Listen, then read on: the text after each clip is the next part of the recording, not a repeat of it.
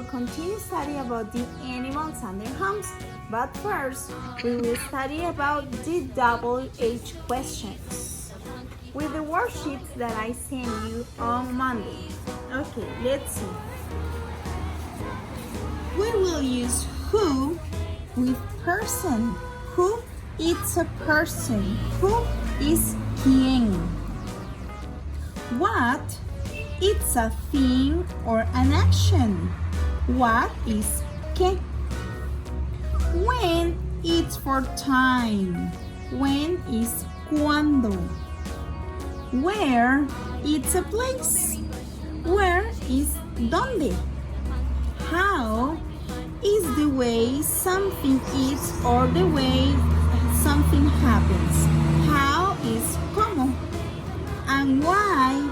It's the reason. Why is por qué. So, this is the grammar for today, and you have to paste it in your books. You have to fold them. You have to fold it and paste it.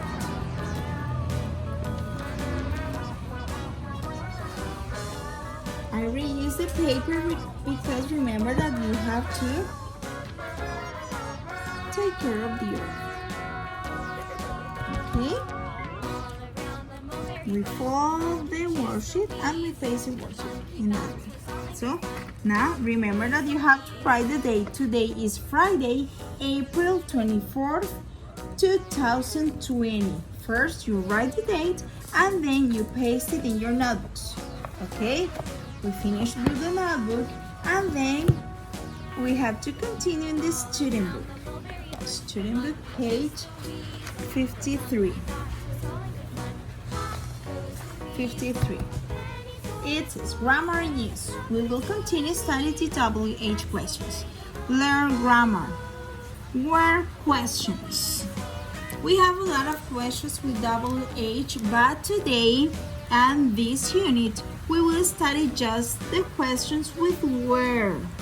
Remember guys that we use is, it's there's just one thing, and are if we have more things, two or more.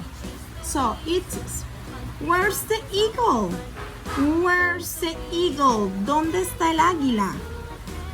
It is under the tree. It's under the tree. Está debajo del árbol. Y utilizamos is, chicos, utilizamos is porque estamos hablando solamente de una cosa, de un animal que es el águila. Entonces decimos, ¿dónde está el águila? Where is the eagle? Es una cosa, un animal. It is under the tree. Está debajo del árbol. Ahora, where are the chicks? Where are the chicks? We are asking about the chicks. Estamos preguntando por los pollitos o los pichoncitos del eagle. Entonces son varios. 1, 2, 3. Tenemos 3 chicks. Eso quiere decir que es plural y vamos a usar are.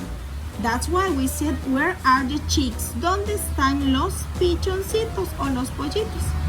They are in the nest. Ellos están en el nido. Aquí están y tenemos 3. 1, 2, 3. That's why we use are, because are 3 chicks.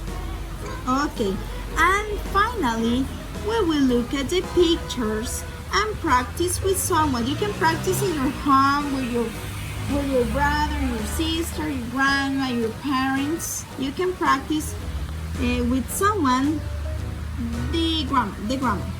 For example, where are the bees? Where are the bees? ¿Dónde están las abejas? Utilizamos are porque son varias. Entonces preguntamos, where are the bees? ¿Dónde están las abejas? ¿Dónde están, chicos? Where are the bees? They are under the hive. Están debajo de su colmena. Si preguntamos, por ejemplo, ¿dónde están los cangrejos? Where are the crabs?